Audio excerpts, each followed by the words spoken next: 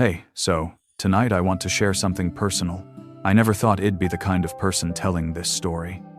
You know, the one about how a marriage falls apart. When I got married 5 years ago, I believed in forever. I believed in the vows we made, the promises we whispered to each other in the dark, the dreams we built together on lazy Sunday mornings. I believed my husband when he said I was his priority, his partner, his person. But I didn't know then that there was someone else who believed she came first. Someone who had been there long before me and who made damn sure I understood that I would never, ever take her place. My mother-in-law. If this kind of storytelling speaks to you, feel free to like, subscribe, and drop a comment with your thoughts or your own story. Now, dim the lights or put on your headphones, and let's begin. I met Daniel when I was 26. He was kind, thoughtful, the sort of man who remembered the small things. He'd bring me coffee exactly how I liked it, leave little notes in my bag before work trips, call his mom every Sunday without fail. At the time, I thought that last part was sweet. I thought it meant he valued family. I thought it meant he'd be a good father one day. I should have paid closer attention. Our first real date was at this little Italian place near his apartment. He talked about his childhood, his parents' divorce when he was 12, how his mom had raised him and his younger sister mostly on her own. His voice got softer when he talked about her, grateful, reverent, almost. He said she was his hero, that she sacrificed everything for them, that he owed her everything. I remember smiling, touching his hand across the table, telling him how lucky she was to have a son who appreciated her so much. I didn't see the warning signs. I didn't hear the unspoken message beneath his words. She comes first. She always will. The first time I met Linda, that's my mother-in-law, was 6 months into our relationship. Daniel wanted us to have dinner at her house, just the three of us. He was nervous. He kept adjusting his collar in the car, checking his watch, asking me if I looked okay, if my dress was too casual, if I'd remembered the wine we'd picked out. "She's going to love you," he said, squeezing my hand as we pulled into her driveway. But when Linda opened the door, the look she gave me wasn't love. It was assessment, cold, surgical, like she was cataloging every flaw, every reason I wasn't good enough. She smiled, though, a tight, practiced smile that didn't reach her eyes. "So you're the one," she said, stepping aside to let us in. "Daniel's told me so much about you. I doubt he had. And if he did, I doubt any of it mattered." Because from that very first moment, Linda had already made up her mind about me. Dinner was tense. She asked me questions that felt like tests. Where did I grow up? What did my parents do? What were my career ambitions? Did I want children? How many? When? She nodded along to my answers, but I could feel her judgment in every pause, every slight raise of her eyebrow. At one point, she looked at Daniel and said, "You know, your father and I were engaged for 3 years before we got married. We wanted to be sure." Daniel just nodded. He didn't say anything. Didn't tell her we weren't even talking about marriage yet. Didn't redirect the conversation. He just sat there, cutting his chicken into smaller and smaller pieces, while his mother made it clear that I was moving too fast, wanting too much, threatening the delicate balance of their relationship. When we left that night, I tried to laugh it off. "Well, that was intense," I said, buckling my seatbelt. Daniel kissed my forehead. "She's just protective. She'll warm up, give her time." I gave her time. I gave her 5 years. She never warmed up. By the time Daniel proposed, I'd convinced myself that things would get better. That once we were married, once Linda saw how serious we were, how committed, she'd accept me, maybe even like me. I was so naive. The proposal itself was perfect. A weekend getaway to the coast, a sunset walk on the beach, Daniel on one knee with his grandmother's ring. I cried. I said yes. I called my parents, my friends, everyone I loved, Daniel called his mom. I remember hearing his voice from the hotel bathroom, muffled but excited. She said, "Yes, Mom, we're engaged." There was a pause. Then I heard him say, "Quieter, I know. But I love her. I know." Like he was defending me. Like Shed said something that required defense. When he came back into the room, he was smiling, but something had shifted. Something small, barely noticeable, but I felt it. "What did she say?" I asked. "She's happy for us," he said, pulling me into a hug, but he wouldn't look at me when he said it.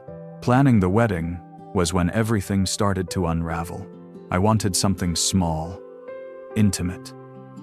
Our closest friends and family, a simple ceremony, a reception that felt warm and personal. Daniel agreed. We started looking at venues, talking to caterers, making lists, and then Linda got involved. "I think you should consider the country club," she said one Sunday, when we were at her house for dinner. "That's where Daniel's father and I got married. It's tradition," I smiled politely. We were actually thinking of something smaller, maybe a garden venue, or a garden? She laughed, but it wasn't a kind laugh. "In this climate? What if it rains?" No, the country club is much more practical. And they have excellent connections. I can make some calls. I looked at Daniel, waiting for him to back me up. To tell his mother that it was our wedding, our decision, he just said, "Well, think about it, Mom." We didn't think about it. Linda made the calls anyway. Within a week, Shed booked a tour of the country club, put down a deposit, and started talking about guest lists that included people I'd never even met. When I confronted Daniel, he sighed. "It's just easier this way," he said. "She's paying for half of it, and she really wants this. Can't we just let her have this one thing?" One thing. That's what he said. It was never going to be just one thing. Linda took over everything. The flowers, the menu, the seating chart. She vetoed my choice of bridesmaids' dresses because they were too modern. She insisted on a church ceremony even though neither Daniel nor I were religious. She invited 70 of her friends and told me I could only invite 30 of mine because we had to be mindful of the budget. The budget she was controlling. Every time I tried to push back, Daniel would say the same thing. "Just let it go. It's not worth the fight. She's just excited." But it wasn't excitement. It was control. The final straw before the actual wedding, was the dress. I'd found the perfect dress. Simple, elegant, exactly what I'd always imagined. I brought my mom and my best friend to the boutique, and when I stepped out of the dressing room, they both cried. I felt beautiful. I felt like myself. And then, Linda showed up. Daniel had mentioned to her which boutique I was going to, and she decided to surprise me. She walked in with this tight smile, looked me up and down, and said, "Oh, that's interesting." My mom's face went hard. My best friend actually stepped between us, but I tried to be gracious. "Do you like it?" Linda tilted her head. "It's just very plain, don't you think? For a bride, I saw a dress at another shop that would be much more appropriate. More traditional, more bridal." I felt my throat tighten. "This is the one I want," she laughed. "Well, of course, it's your choice. I just thought you'd want to look your best on Daniel's big day." Daniel's big day, not ours. His. I bought the dress anyway. But the joy was gone. The wedding day itself was a blur. I remember feeling like a guest at my own wedding. Like I was watching someone else get married. Someone who looked like me but wasn't me. Linda wore white. Not ivory, not cream white. A white dress to her son's wedding. When I saw her, I actually laughed. It was so absurd, so blatantly inappropriate, that I couldn't even process it as real. My maid of honor pulled me aside. "Are you seeing this? Do you want me to say something?" I shook my head. "What's the point? And Daniel?" Daniel saw her, hugged her, told her she looked beautiful. He didn't say a word about the dress. During the reception, Linda gave a toast. She talked about Daniel's childhood, his accomplishments, how proud she was of the man Shed become. She talked about the sacrifices Shed made, the dreams Shed given up, the life Shed built for him. She mentioned me once, at the very end. And now, she said, raising her glass, he's found someone to share his life with. I just hope she knows how lucky she is. Everyone clapped. Daniel kissed me. I smiled, but inside, I was screaming, because I'd just married a man who would never choose me over his mother. And somewhere, deep down, I think I already knew how this story would end. The first year of marriage, I tried to make it work. I really did. I told myself that every couple goes through an adjustment period. That learning to live together, to merge two lives into one, takes time. That the problems with Linda would fade once she realized I wasn't going anywhere, that I wasn't trying to steal her son, that there was room for both of us in his life. But Linda didn't want room for both of us. She wanted all of him, and she was willing to do whatever it took to make sure I understood that. It started small. Little things that seemed almost innocent if you didn't look too closely. Shed call during dinner, every single night, right around 6:30, just as we were sitting down to eat. Daniel would always answer, always. Head mouth sorry at me across the table, but he'd stay on the phone for 20 minutes, sometimes longer, while my food got cold and I sat there alone. Mom needed to talk about her day, he'd say when he finally hung up. She gets lonely. I'd nod. I'd understand. I'd be the good wife, the compassionate daughter-in-law, but inside, I was starting to resent every single call. She had a key to our apartment. Daniel had given it to her for emergencies. But Linda's definition of emergency was flexible. Shed let herself in on Saturday mornings when we were still in bed. Shed rearrange our kitchen cabinets because they weren't organized efficiently. Shed leave passive-aggressive notes about dust on the coffee table or dishes in the sink. Once, I came home from work to find her in our bedroom, folding our laundry, including my underwear. I thought it'd help out, she said, not even looking embarrassed. You both work so hard. This is what mothers do. I wanted to scream. I wanted to tell her that mothers don't let themselves into their adult son's home and go through his wife's intimate things. That there are boundaries, limits, lines that shouldn't be crossed. But when I told Daniel, he just shrugged. She was trying to be nice. Why are you making this into a problem? That became his standard response to everything. Why are you making this into a problem? The breaking point of that first year came at Thanksgiving. We'd planned to split the holiday lunch with Linda, dinner with my parents. It seemed fair, reasonable, a compromise that honored both families. But 2 days before Thanksgiving, Linda called Daniel, crying. I only heard his side of the conversation, but I could piece it together from the guilt that flooded his face. Mom, no, of course you're not a burden. We want to see you. We were always going to see you. A pause. What do you mean you'll be alone? What about Aunt Carol? Another pause. His face got tighter. Okay, yes. Well, be there. All day, I promise. When he hung up, I already knew. We need to spend the whole day with my mom, he said, not quite meeting my eyes. Aunt Carol canceled on her. She's going to be alone. I can't do that to her. I felt something crack in my chest. Something small but significant. We made plans with my parents, I said quietly. They're expecting us. Can't we see them another day? It's Thanksgiving, Daniel. It's not just another day. He ran his hands through his hair, frustrated. What do you want me to do? Let my mom spend Thanksgiving alone? Your mom has friends. She has other family. She's choosing to be alone. That's a horrible thing to say. It's the truth. We stared at each other across the living room, and I realized we were having our first real fight. Not about money or chores or what to watch on TV. About her. I'm going to my mom's, Daniel said finally. You can come or not. That's up to you." He walked into the bedroom and closed the door. I sat on the couch, shaking. I called my mom, tried to explain, broke down crying before I could get the words out. "Come here, sweetheart," my mom said gently. "Come spend the day with us." Let him go, but I didn't. Because I was terrified of what it would mean if I did. Terrified that if I chose my family over his mother, even once, it'd be proving Linda right that I was selfish, that I was trying to isolate him, that I wasn't good enough for her son. So I went to Linda's. I smiled through the whole day.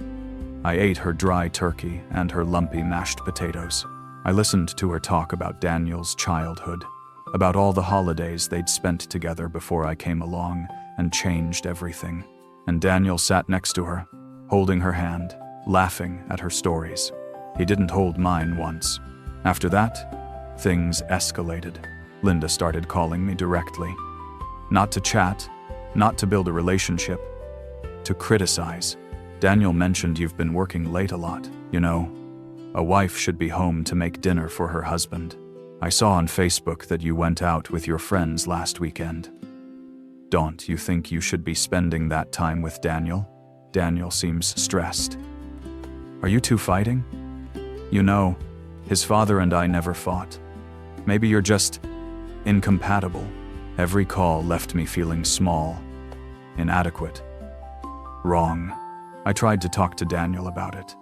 I tried to explain how his mother's words made me feel, how the constant interference was affecting me, us, our marriage.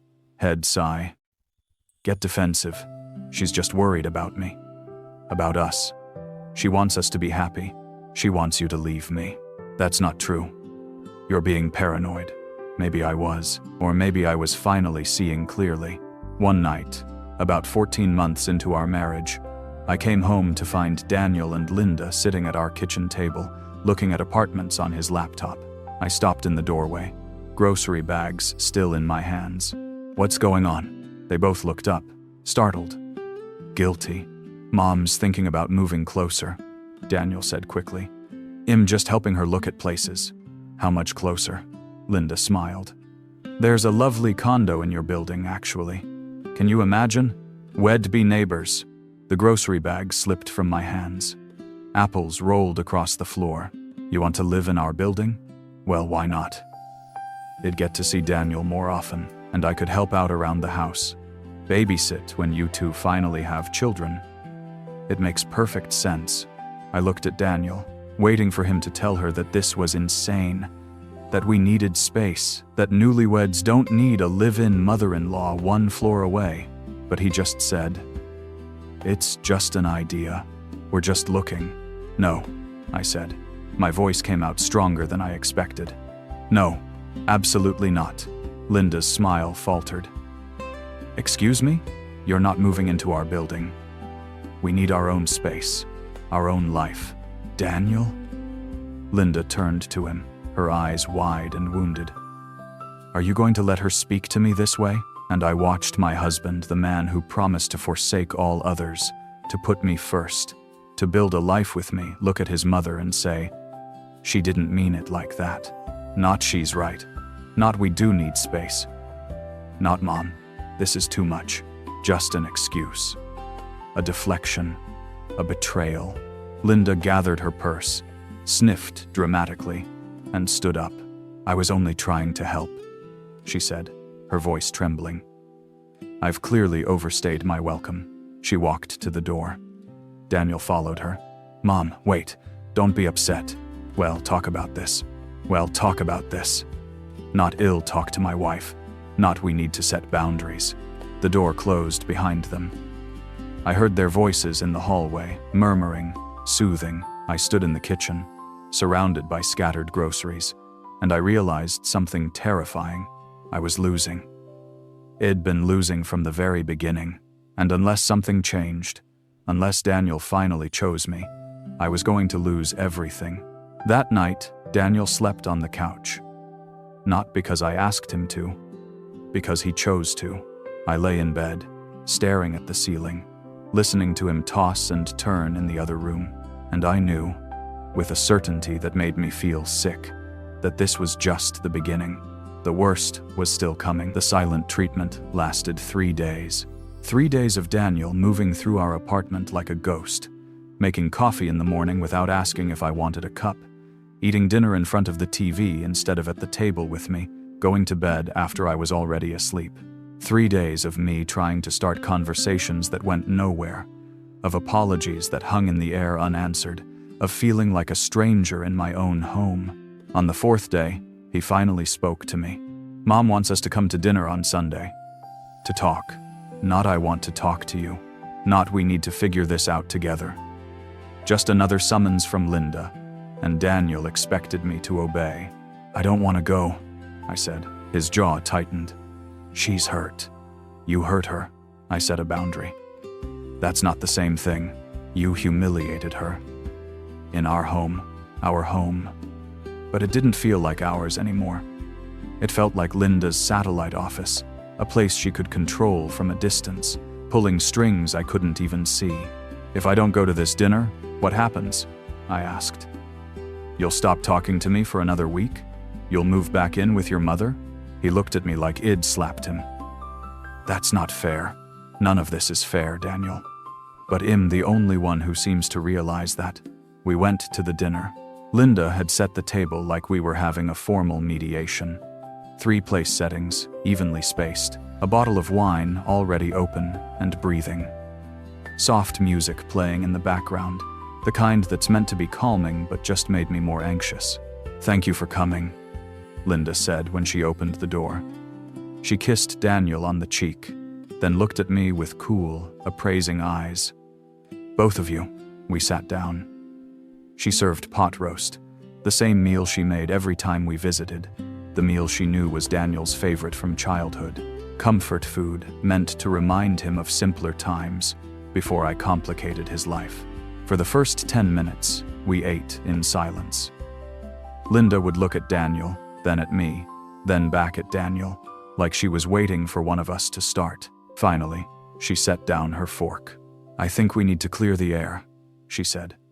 I don't want there to be tension between us. We're family. I wanted to point out that she was the one creating the tension, but I bit my tongue. I know change is hard, Linda continued, looking directly at me now. When Daniel got married, I knew I'd have to adjust. Share him. I've tried. I really have.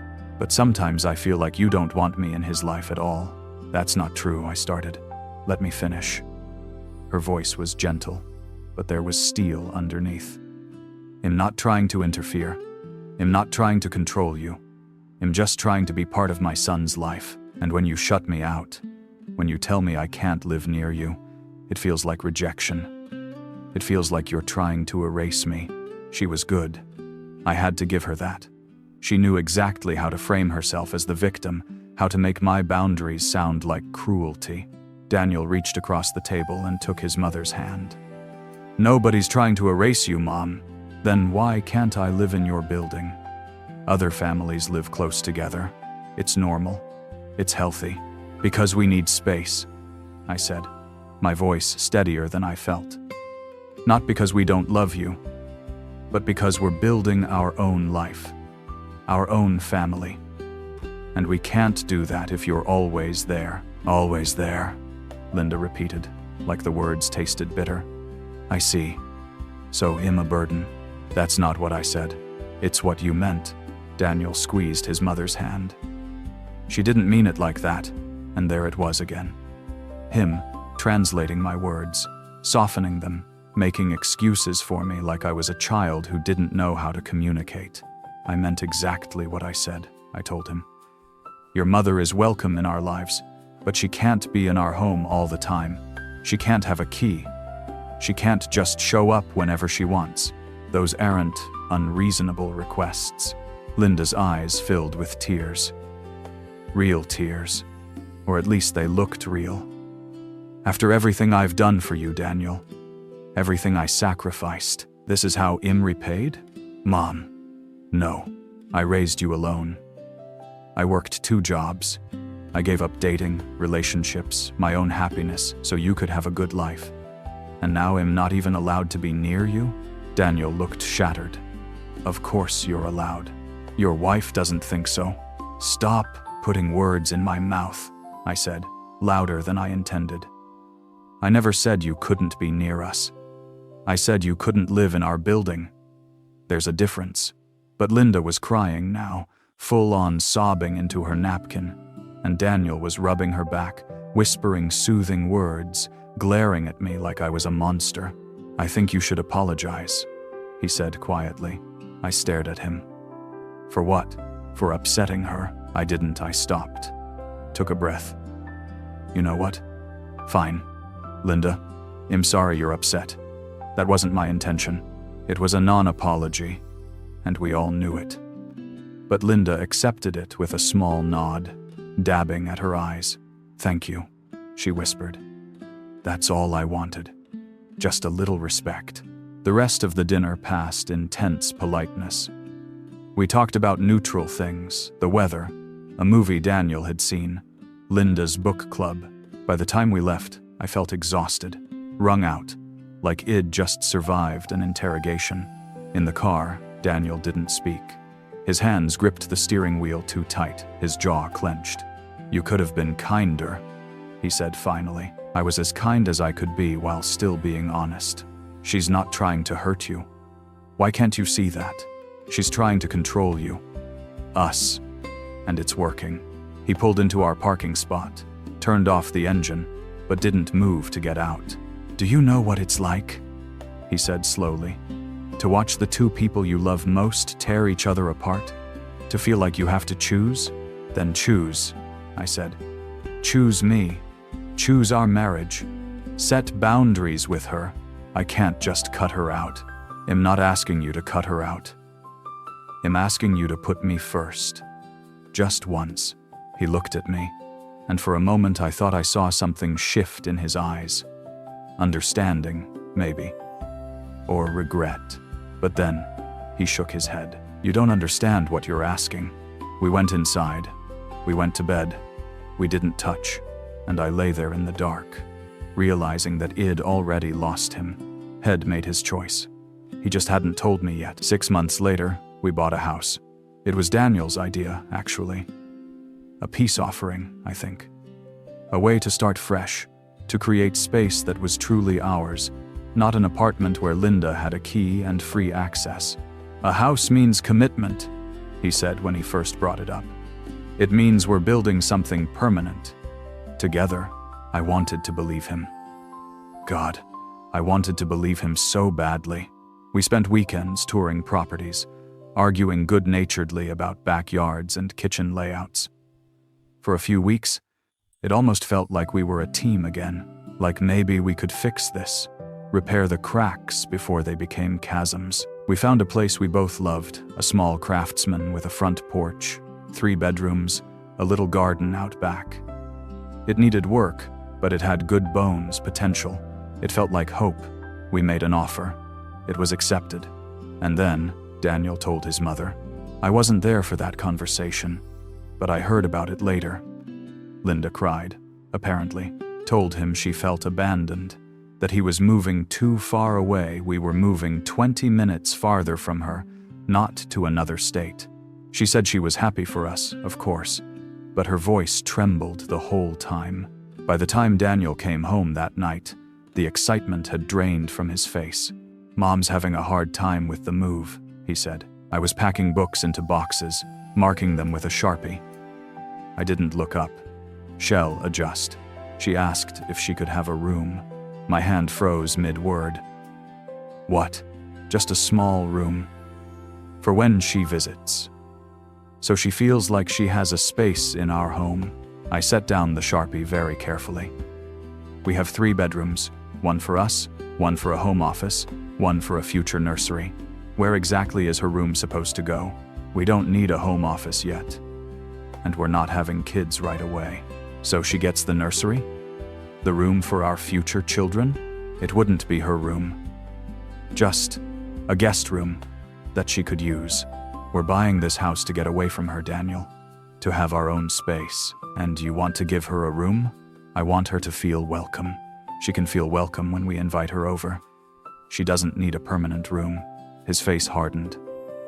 Why are you so threatened by her? Why are you so blind to what she's doing? We didn't talk for the rest of the night. We moved in on a Saturday. My parents came to help, along with a few friends. We hauled boxes, assembled furniture, laughed at the chaos of it all. Linda showed up uninvited at noon. I brought lunch, she announced, carrying in bags from Daniel's favorite sandwich shop. I figured everyone would be hungry. It was a nice gesture. On the surface, but Shed brought exactly enough sandwiches for everyone except me. When I pointed it out politely, carefully, she gasped and put a hand to her mouth. Oh my goodness. I'm so sorry. I must have miscounted. Here, take mine. I'm not that hungry anyway. Daniel jumped in immediately. No, Mom, don't do that. Well, order another sandwich. It's fine, I said, though it wasn't. I'll make myself something. My best friend Sarah pulled me aside later while we were unpacking kitchen stuff. That wasn't an accident, she said quietly.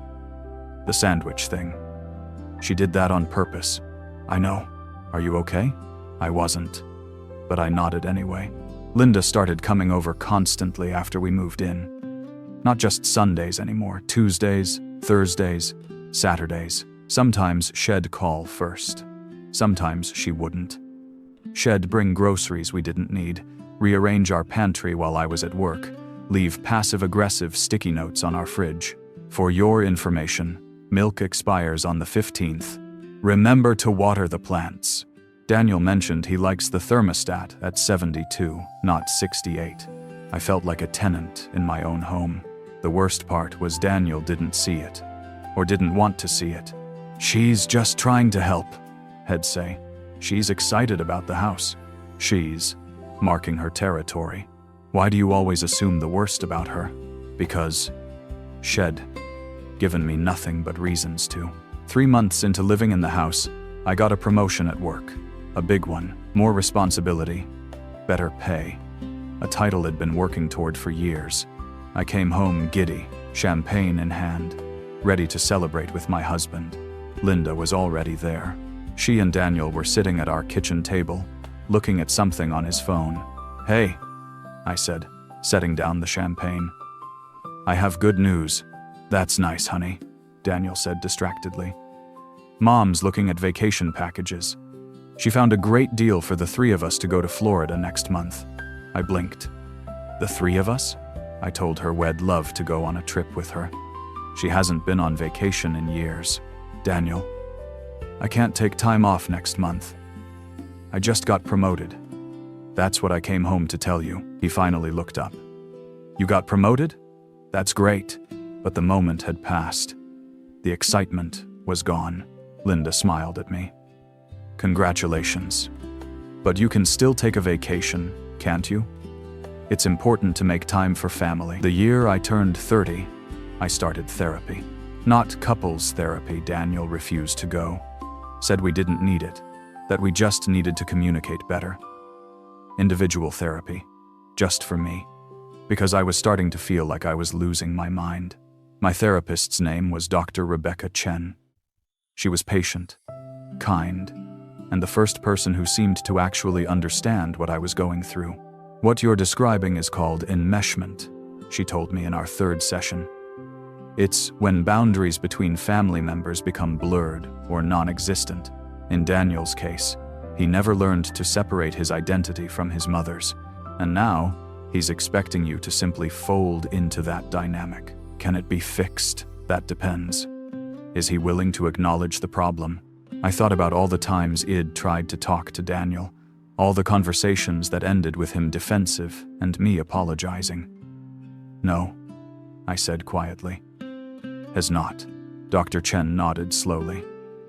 Then you need to decide something important. Can you live like this? And if not, what are you willing to do about it?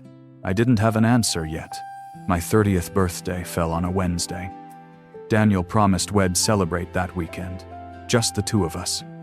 Dinner at my favorite restaurant, then maybe a movie or a walk by the water. Something simple, something that was just ours. I was looking forward to it more than I wanted to admit. We'd been distant lately, ships passing in the night, and I missed him. I missed us. On Wednesday morning, he kissed me goodbye before work and told me he'd left a present on the kitchen counter. It was a small box, wrapped in silver paper. Inside was a delicate bracelet, nothing expensive but thoughtful. The card said, "30 looks good on you. I love you. D." I put it on immediately, took a picture, sent it to him with a heart emoji. He replied, "Beautiful. See you tonight." I went to work, smiling. At 6 o'clock, I left the office and drove home. Id bought ingredients to make pasta carbonara, Daniel's favorite, and Id picked up a chocolate cake from the bakery I liked. Nothing fancy, but it felt special. It felt like the beginning of something better. I pulled into our driveway and noticed Linda's car parked on the street. My stomach dropped. I walked inside to find our living room decorated with balloons and a banner that said, "Happy 30th birthday." Linda was in my kitchen, cooking. Daniel was setting the table. "Surprise!" Linda called out when she saw me. "Daniel told me you weren't celebrating until the weekend, so I thought I'd throw you a little party tonight." "Isn't this fun?" I looked at Daniel. He wouldn't meet my eyes. "You didn't tell me your mom was coming," I said, carefully. "I didn't know," he said. "She surprised both of us. I wanted to do something special for you," Linda said, stirring something on the stove. "You only turned 30 once. I hope you don't mind him making beef stroganoff." "Daniel mentioned it's your favorite." "It wasn't my favorite. It was his." "That's very thoughtful," I managed. "Thank you." I caught Daniel in the hallway a few minutes later. "You said tonight was just us." "I know. I'm sorry." She was already here when I got home. Shed bought all this food, spent all afternoon cooking. What was I supposed to do, kick her out? Yes. You were supposed to tell her that tonight was for us, and ask her to leave. It's just one night. It's my birthday, and now you get to spend it with both of us. Isn't that nice? I wanted to scream, to throw something, to get in my car and drive away and never come back. Instead, I went into the bathroom, locked the door, and called Sarah. "She's here," I whispered. "On my birthday, in my house." "Oh, honey." Sarah's voice was tight with anger. "Do you want me to come over?" "I'll say there's an emergency." "No. It'll just make things worse. Then leave. Come to my place." "Well, order pizza and watch terrible movies." I wanted to. But I knew if I left, Daniel would see it as me being dramatic, unreasonable, cruel to his mother, who just wanted to celebrate with us. "I can't," I said. I went back out. I smiled. I ate beef stroganoff that was overcooked and undersalted. I opened presents from Linda, a cookbook, a set of dish towels, a framed photo of her and Daniel from when he was a child. Not a single gift was about me. They were all about her, about him, about the life they had before I existed. When Daniel brought out the cake, not the chocolate one I'd bought, but a vanilla one Linda had made, I excused myself and went outside. I sat on our front porch in the dark, watching cars drive by, listening to laughter from inside my own house. Daniel didn't come looking for me for 20 minutes. When he finally did, he sat down next to me, said nothing for a long moment. "I'm sorry," he said finally. "This isn't how I wanted tonight to go." "Then, why did you let it happen?" "She's my mom, and I'm your wife." "I know." "Do you?" "Because from where I'm sitting, it doesn't seem like you know that at all." He stood up. "You're being unfair. She drove all the way here, spent hours cooking, decorated. I didn't ask her to do any of that. I asked for one night. One night with my husband on my birthday. And even that was too much to ask. She's not trying to ruin your birthday. She ruined it anyway." He went back inside. I sat there for another hour, until Linda finally left and the house went quiet. When I came back in, Daniel was in bed already, his back to me, pretending to be asleep. I took off the bracelet he'd given me and left it on the bathroom counter. I never wore it again. Something broke in me after that birthday.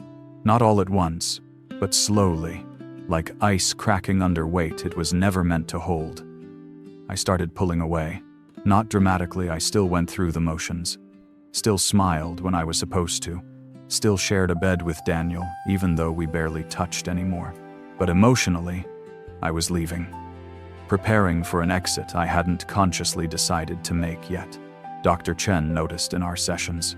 "You seem different," she observed. "Calmer, maybe? Or resigned?" "I'm tired," I said. "I'm just so tired of fighting. Have you considered what happens next? If things don't change?" I'd been considering it constantly. Late at night, when Daniel was asleep, during my commute to work. In the shower, in line at the grocery store, everywhere. I think about leaving, I admitted. All the time. What stops you?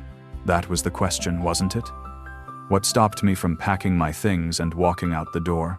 Fear, partly. Fear of failure, of divorce at 30, of admitting that I'd made a terrible mistake. Fear of what people would say, how they'd judge me. But mostly, it was hope. Some stubborn, irrational hope that Daniel would wake up one day and see what was happening. That he'd choose me. That we could fix this. "I keep thinking it'll get better," I told Dr. Chen. "That's naive, isn't it?" She gave me a sad smile. "Hope isn't naive, but hope without action is just waiting. And you've been waiting for a long time. The holidays that year were unbearable. Linda wanted us to spend both Thanksgiving and Christmas at her house. It's tradition," she said. "Daniel's always spent the holidays with me.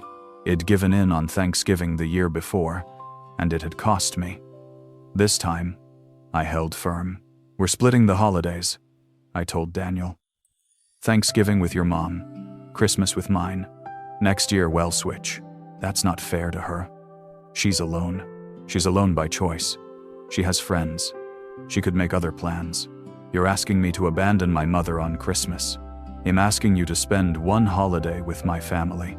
One. We fought for days. Vicious, exhausting fights that left us both hollowed out. In the end, we compromised. Thanksgiving with Linda, Christmas morning with her, Christmas afternoon with my parents. It wasn't what I'd wanted, but I was too tired to keep fighting. Linda cooked a massive Christmas morning brunch. Ham, eggs, pastries, fruit salad, enough food for 20 people, though it was just the three of us.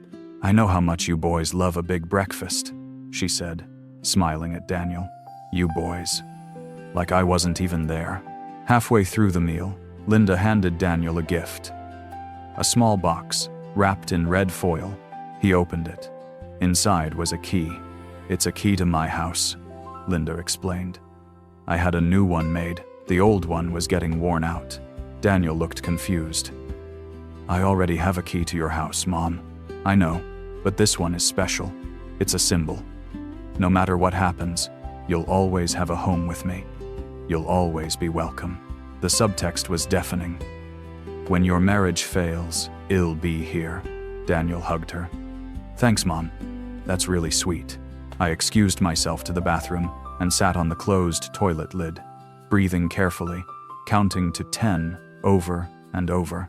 When I came back out, they were looking at photo albums from Daniel's childhood. Linda was crying, reminiscing about Christmases past, when it was just the two of them. "Those were the best years," she said, wiping her eyes. "So simple, so pure. Before me," she meant. "Before I complicated things." We left for my parents' house at 2 o'clock. The drive was silent. My parents could tell something was wrong. My mom kept giving me worried looks across the dinner table. My dad tried to draw Daniel into conversation about work, about the house. But Daniel gave one-word answers and checked his phone constantly. "Is he texting his mom?" My mom whispered to me in the kitchen while we were getting dessert. I glanced over. Daniel was typing rapidly, frowning at his screen. "Probably," I said. "Honey." My mom put down the pie server and turned to me. Are you happy? The question caught me off guard. I what? Are you happy? In your marriage? I opened my mouth to say yes, to give the automatic response, to protect my privacy and my pride, but I couldn't. The word stuck in my throat. My mom pulled me into a hug. You don't have to tell me now, but I need you to know something. Your father and I, we love you, no matter what. And if you're not happy, if you need help, if you need a place to stay, you always have us. I held on to her and cried as quietly as I could. On the drive home, Daniel finally spoke. Mom's upset. Of course she is. She said you seemed cold to her this morning. I was polite. I said thank you for everything. She feels like you're pulling away, that you're turning me against her. I laughed, actually laughed, a bitter, exhausted sound. I don't have to turn you against her, Daniel. You were never on my side to begin with. That's not true, isn't it? Name one time. One time in our entire marriage where you've stood up for me, where you've told your mother no, or set a boundary, or chosen me over her. He was quiet. That's what I thought, I said. We drove the rest of the way home in silence. That night, lying in bed next to him, I made a decision. I couldn't do this anymore. I couldn't keep shrinking myself, sacrificing my needs, waiting for Daniel to become the husband he'd promised to be. I was going to leave. I just had to figure out how. I didn't tell Daniel right away. I needed a plan first. A place to go, money set aside, a clear head. I started small. I opened a separate bank account that Daniel didn't know about. I transferred a little money from each paycheck, nothing he'd notice. Building an escape fund. I called a divorce lawyer for a free consultation, learned about my rights, what I was entitled to, how the process worked. I told Sarah. She cried and hugged me and said she'd been waiting for me to realize I deserved better. I told my parents. They were sad but not surprised. My dad said he'd help with legal fees if I needed it. My mom said their guest room was mine for as long as I wanted it. I told Dr. Chen. She asked me how I felt. Guilty, I admitted, and scared, and relieved.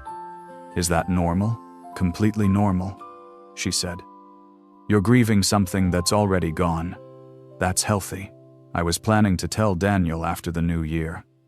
Seemed symbolic, starting fresh in a new year, a new life. But Linda forced my hand. It was a Friday night in late January. I'd come home from work early, decided to surprise Daniel by cooking his actual favorite meal, chicken parmesan. I'd stopped at the store, bought good wine, fresh pasta, the works. When I pulled into the driveway, Linda's car was there. Again, I sat in my car for a moment, debating whether to just drive away, go to Sarah's, avoid whatever disaster was waiting inside. But this was my house, my space, and I was done running. I walked in. Linda was in my living room, measuring the walls with a tape measure. Daniel was moving furniture. What's going on? I asked. They both jumped. Hey, Daniel said, setting down a chair. You're home early. I live here. What are you doing? Mom's helping me figure out a better layout for this room. She thinks if we move the couch to that wall and put the TV over there. Why is your mother rearranging our living room? Linda stepped forward, tape measure still in hand, that patient smile on her face. I'm not rearranging anything, dear. I'm just making some suggestions. The flow in here is all wrong. Qi is blocked. The qi is blocked. Feng shui is very important. I took a class on it last month. Did Daniel tell you? I looked at my husband. No, he didn't. Well, I did. And I'm quite good at it, actually. I've been dying to apply some principles here. Your home has so much potential, but the energy is just stagnant. I set down my grocery bags very carefully. Daniel, can I talk to you in the kitchen? We're kind of in the middle of now. He followed me, looking annoyed. I need you to ask your mother to leave, I said quietly. She's just trying to help. I didn't ask for her help. I don't want her help. I want her to leave. Why are you being so hostile? Why is she in our house rearranging furniture without asking me? Because I asked her to come over. I wanted her opinion. Something clicked. How long has she been here?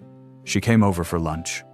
We've been working on this all afternoon. You took the afternoon off work to rearrange furniture with your mother? Is that a crime? It is when I had no idea. When you didn't ask me. When you're making decisions about our shared space without including me. He crossed his arms. You're overreacting. I'm done. The words came out before I'd fully planned them. But once they were out, I knew they were true. What do you mean? You're done. I mean, I'm done with this. With her. With you choosing her over me every single time. I'm done. His face went pale. You don't mean that. I do. I want a divorce.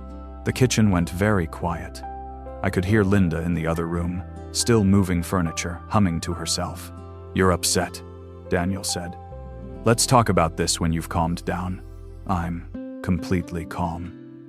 I've never been more sure of anything. Because my mom came over? That's why you want to throw away our marriage? Your mom came over. Your mom measured our walls. Your mom decided how our living room should look. Your mom has a key to our house. Your mom calls during dinner. Your mom had a room in our vacation plans. Your mom. That's all it's ever been. She's my mother, and I'm your wife. Or I was supposed to be. But you never let me be. You never chose me. Not once. Linda appeared in the doorway. Is everything all right? I heard yelling. Everything's fine, Mom, Daniel said. It's not fine, I said. Linda, I need you to leave. Her eyes went wide. Excuse me? Leave. Now. Get out of my house. Daniel? She looked at him, wounded, pleading, and I watched my husband, one last time, choose his mother. Maybe you should go, Mom, he said. Well, talk later. Don't let her speak to me this way. I'm your mother. I know.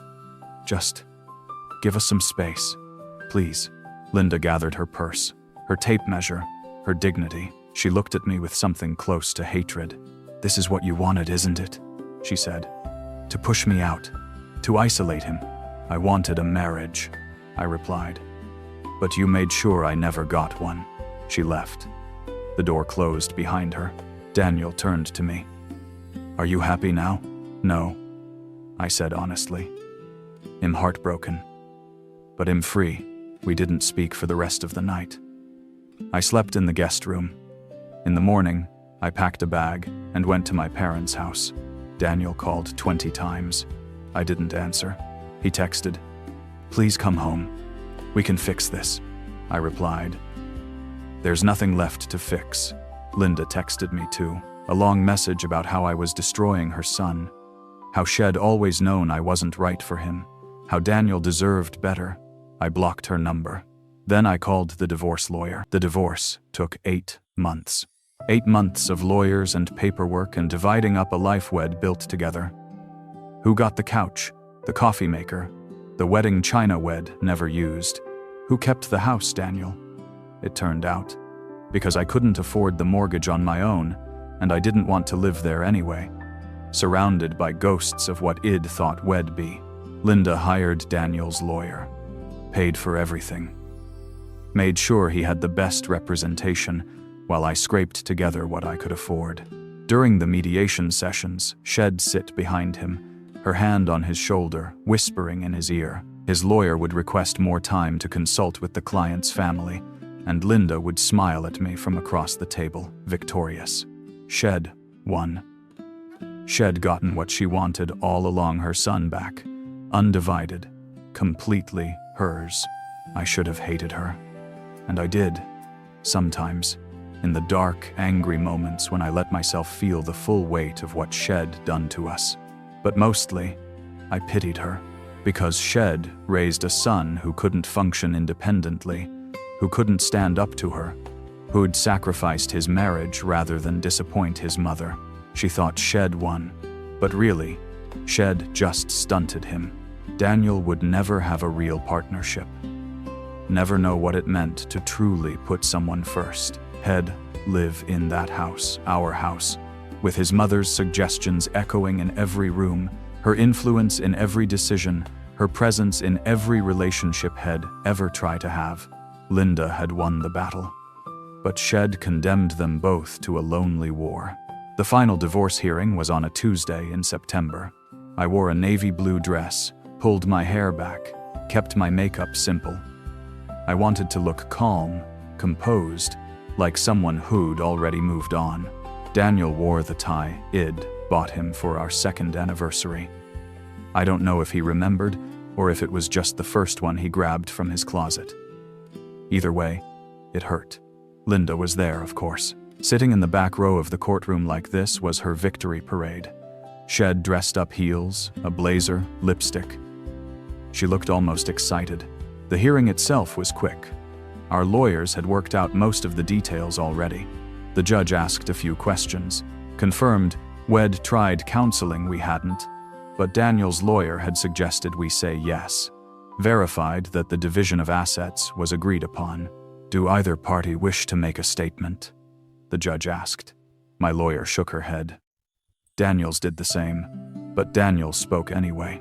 Your Honor, I just want to say. He looked at me for the first time that day. I'm sorry.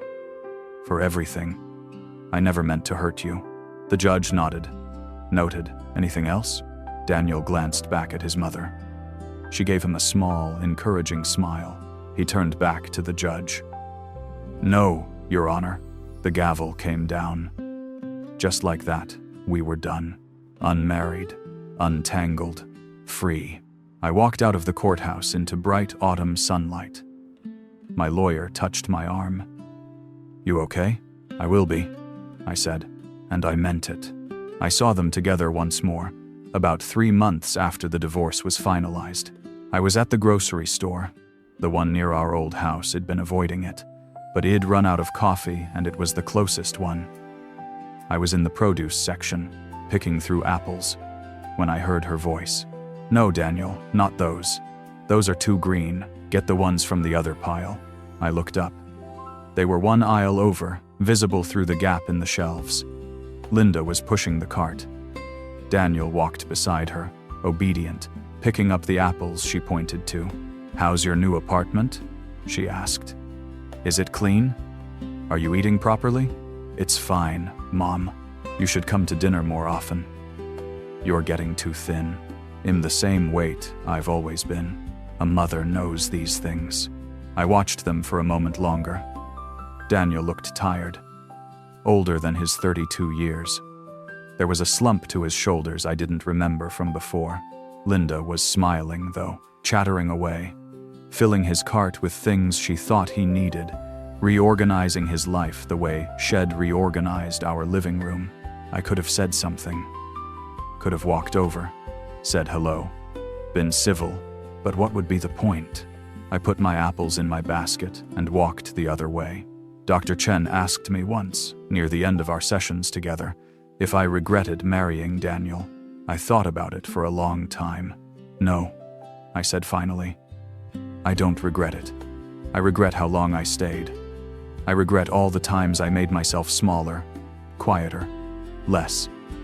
I regret not standing up for myself sooner, but I don't regret loving him, even if he couldn't love me back the way I needed. Why not? Because I learned something important. I learned what I will and won't accept. I learned that love isn't enough if there's no respect, no partnership, no willingness to choose each other. I learned that I'm strong enough to walk away from something that's breaking me, even when it's scary. Dr. Chen smiled. That's significant growth. It cost me a marriage. It saved you a lifetime of misery. She was right. I moved into a small apartment across town. 1 bedroom, big windows, a balcony that faced east, so I could watch the sunrise while I had my coffee. It was mine. Completely, totally mine. No one had a key except me. No one showed up uninvited. No one rearranged my furniture or left passive-aggressive notes on my fridge or made me feel like a guest in my own space. It was quiet, sometimes too quiet, but I learned to love the silence, to fill it with things that brought me joy, music, Books, phone calls with friends, painting classes on Tuesday nights. Sarah came over most weekends. We'd cook together, drink wine, watch movies, talk about everything and nothing. "You seem lighter," she said once. "Like you're not carrying something heavy anymore." She was right. The weight had been carrying the constant anxiety, the walking on eggshells, the hoping and hoping and hoping that things would change. It was gone.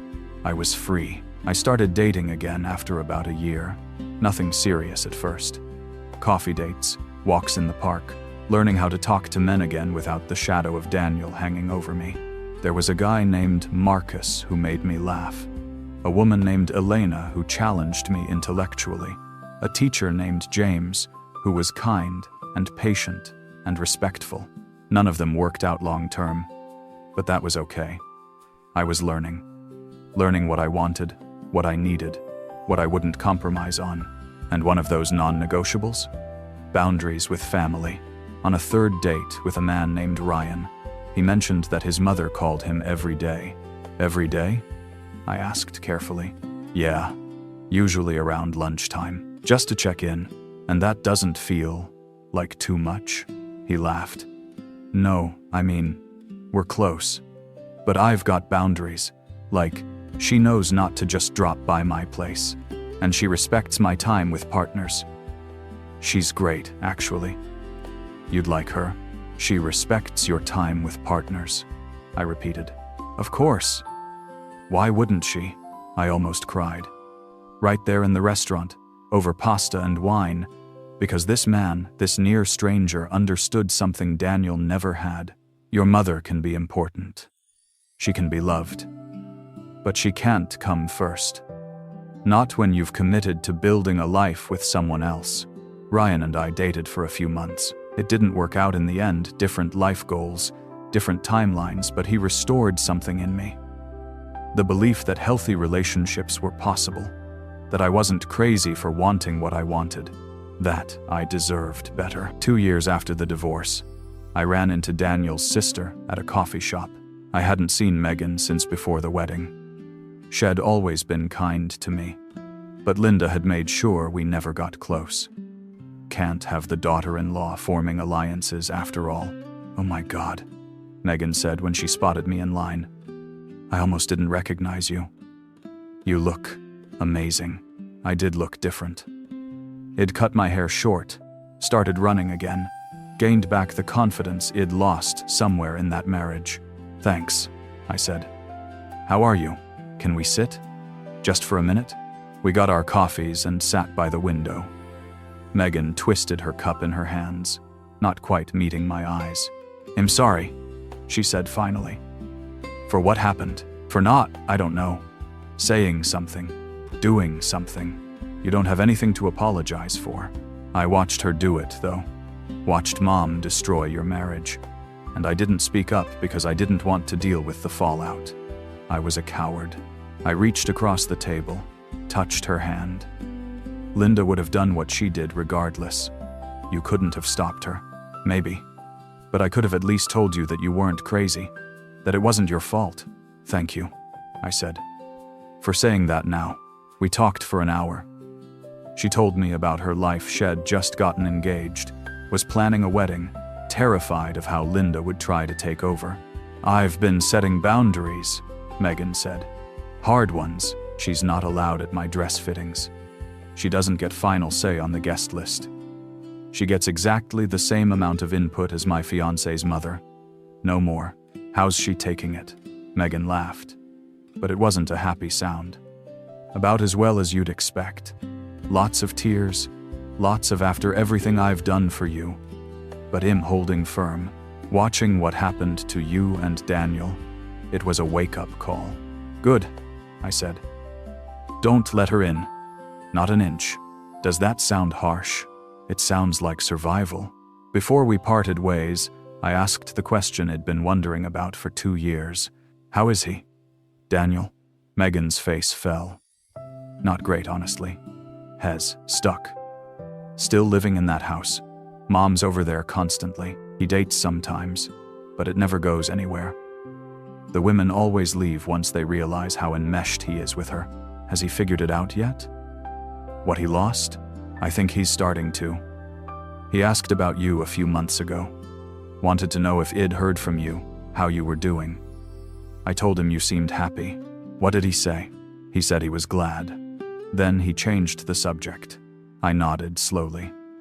Part of me, a small, stubborn part, wanted to believe that Daniel would wake up one day and realize what Linda had cost him. That he'd finally set boundaries, learn to stand on his own, become the man he could have been. But I couldn't wait for that day anymore. I'd spent too much of my life waiting already. I hope he figures it out, I said. I really do. But not for me. For him. Megan smiled sadly. You're a good person. Better than our family deserved. That conversation stayed with me for weeks. I'd done so much work in therapy, so much healing and processing and letting go. I thought I was over it. Over him. Over the anger and hurt. But hearing about Daniel, still trapped in the same patterns, made me sad in a way I hadn't expected. Not because I wanted him back. I didn't. Not even a little. But because I'd loved him once. And it hurt to know that he was wasting his life, letting his mother control him, unable to break free. Dr. Chen and I had terminated therapy the year before. Shed said I'd done all the work I needed to do, that I had the tools to handle whatever came next. But I called her for one final session after running into Megan. It's normal to grieve for him, Dr. Chen said. Even now, you're not grieving the relationship you had. You're grieving the potential that was never realized. The man he could have been, if he'd done the work. Will he ever do the work? I don't know. Some people do. Some people wake up at 40 or 50 and realize they've been living someone else's life. Others never do. They stay comfortable in the dysfunction because change is harder. That's depressing. It's honest. But here's what matters: you did the work. You changed. You grew. You got out. And you're building a life that's authentically yours. That's not nothing. She was right. It wasn't nothing. It was everything.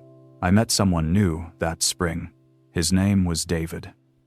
He was a teacher, gentle and thoughtful, with a dry sense of humor that caught me off guard and made me laugh in the best way. Our first date was coffee. Our second was a hike.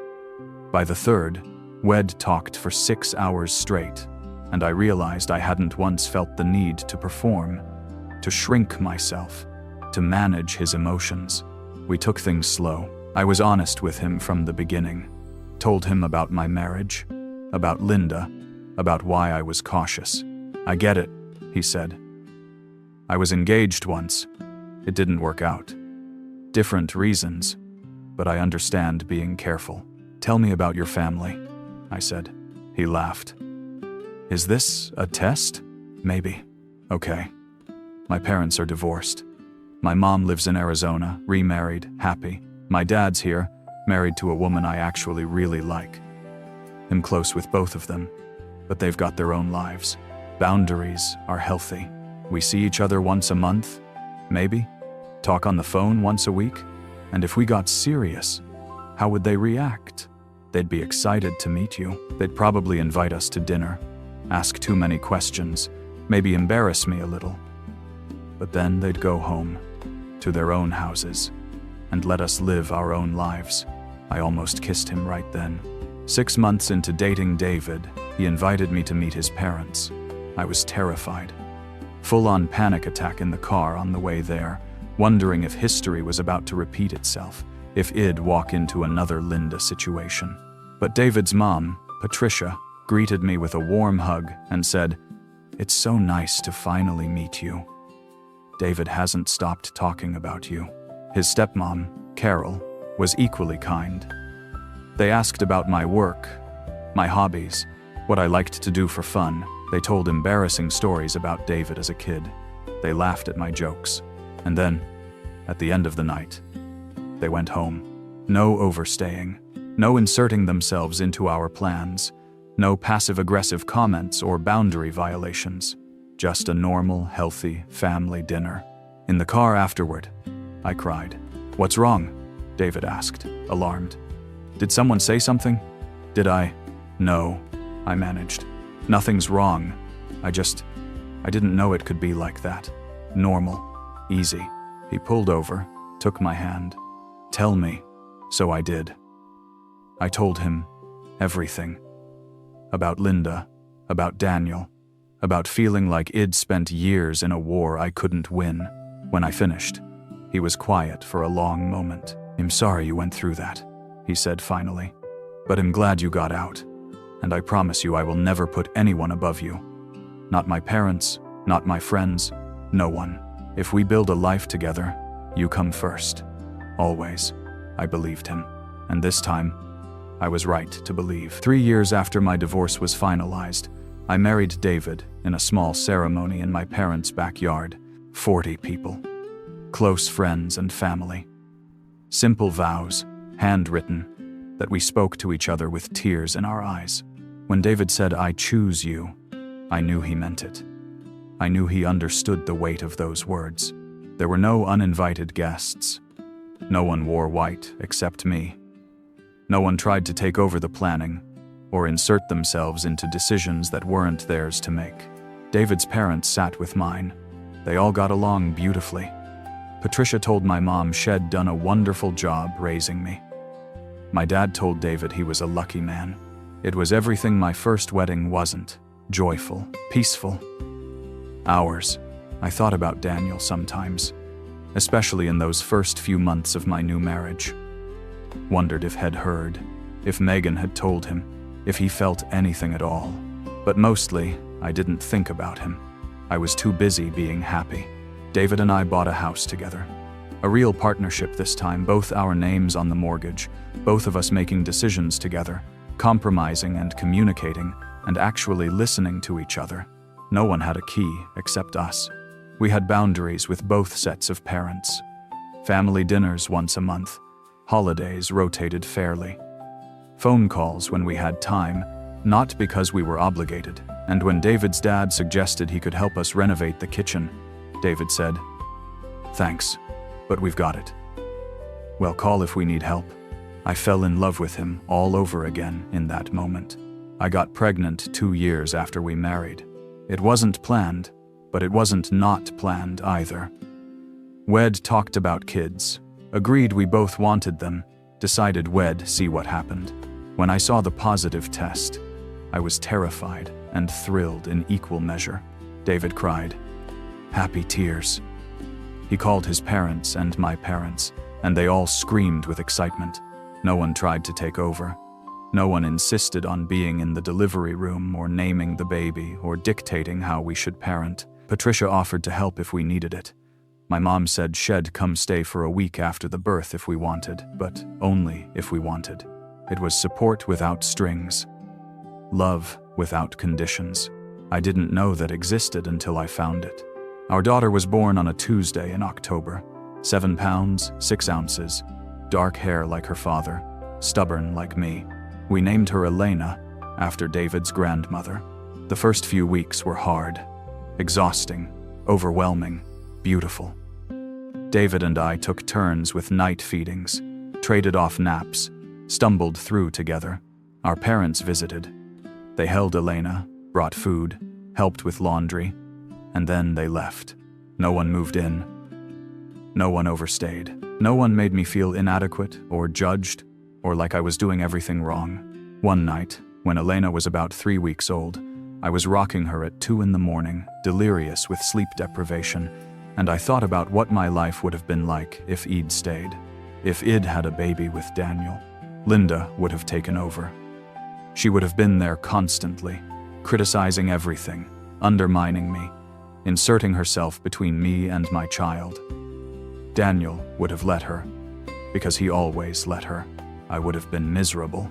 My daughter would have grown up in a broken home, watching her father prioritize his mother, learning that love meant sacrifice and resentment. I started crying, there in the dark nursery, but they were tears of relief. I'd gotten out. I'd saved myself. And in doing so, I'd made room for this, for Elena, for David, for a life built on partnership and respect and actual love. Thank you, I whispered. To myself, to the universe, to whatever strength had finally given me the courage to leave. Elena stirred in my arms, made a small sound, settled back to sleep. In the doorway, David appeared. "You okay?" "Yeah," I said. Imperfect, and I meant it. I saw Linda one last time. A few months after Elena was born, I was at the park with Elena in her stroller, meeting Sarah for a walk. I was early, so I sat on a bench, soaking in the sun, watching other families play, and then I saw them, Daniel and Linda, walking together on the path. She had her arm linked through his, talking animatedly. He was nodding along, carrying 2 coffee cups. They were headed right toward my bench. I could have gotten up, walked away, avoided the whole thing. But I didn't. I sat there, calm. Linda saw me first. Her steps faltered. Her grip on Daniel's arm tightened. Daniel looked up, followed her gaze, and our eyes met. For a long moment, nobody moved. Then Daniel's eyes dropped to the stroller. To Elena, sleeping peacefully, her tiny fist curled near her face. Something crossed his face. Regret, maybe. Or just recognition of what could have been. "Hi," he said quietly. "Hi." Linda pulled at his arm. "Daniel, we should." "It's okay, Mom." He took a step closer. Not too close. Respectful of boundaries I didn't have to voice. "She's beautiful," he said, looking at Elena. "Congratulations." "Thank you. You look happy." "I am," he nodded slowly. "Good. That's good." Linda made a small, impatient sound. Daniel glanced at her, then back at me. "I'm sorry," he said. "For everything. I should have done things differently. I could have said a lot of things in that moment. I could have agreed, told him, had ruined everything, made him feel guilty, but I didn't, because I'd moved past anger, past hurt. I'd done my healing. I hope you're happy too," I said. And I meant it. Daniel gave me a sad smile. "I'm working on it." Linda tugged his arm harder. "Daniel, please. We have things to do." He let her pull him away. I watched them walk off together, her still clinging to his arm, him still carrying both coffees. Some things never change, but some things do, and I was proof of that. Sarah arrived a few minutes later, breathless and apologetic for being late. Was that she started? "Yeah, you okay?" I looked down at Elena, then back at my best friend. "Him better than okay. Him free." We walked for an hour, talking and laughing, while Elena slept and the sun warmed our faces. And I realized something. I'd spent so long in that marriage feeling like I was fighting for my life, drowning, desperate. But I'd survived. I'd rebuilt. I'd found love that didn't require me to shrink or sacrifice or settle. Linda had tried to destroy me. In a way, Shed succeeded in destroying my marriage, but she hadn't destroyed me. I was still here, stronger, wiser, happier, and that was the best revenge I could have ever hoped for. So that's my story. The story of how my mother-in-law destroyed my marriage, and how my husband let her. But it's also the story of how I found myself again. How I learned to value my own worth, set boundaries, demand better. It took me 5 years to realize I deserved more. Another 2 years to heal. But I got there.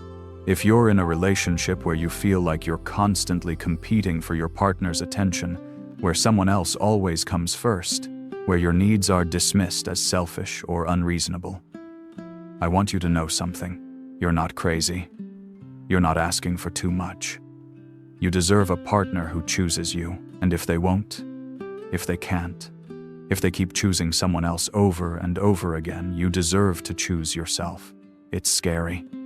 Walking away from someone you love, from a life you built, from dreams you thought were solid. I know. I've been there, but staying is scarier. Staying means losing yourself piece by piece, day by day, until you don't recognize the person in the mirror anymore. You deserve better. You deserve to be first. You deserve to be chosen. I'm remarried now. I have a daughter. I have a life that's mine, built with someone who actually partners with me. I still have bad days, days when I mourn the time I lost, the years I wasted trying to fix something that was never going to work. But mostly, I have good days, great days. Days where I wake up grateful for the journey, even the painful parts, because they led me here, to freedom, to peace, to love that doesn't cost me my sanity. Daniel is still with his mother, as far as I know. Still trapped in that cycle, still unable to break free. I used to be angry about that. Now I'm just sad for him, because he'll never know what it feels like to truly partner with someone, to build a life that's his own, to stand on his own 2 feet. Linda won the battle. She got her son back, but she lost the war, because Daniel will never be whole. And deep down, I think she knows that. If you made it this far, thank you for listening. Thank you for bearing witness to my story, my pain, my growth. If you're going through something similar, please know, you're not alone. There are so many of us who've walked this path, who understand, who see you, and we're here to tell you, there's life on the other side. Beautiful, messy, authentic life. You just have to be brave enough to reach for it. Be kind to yourself. Set your boundaries. Choose you. You deserve it.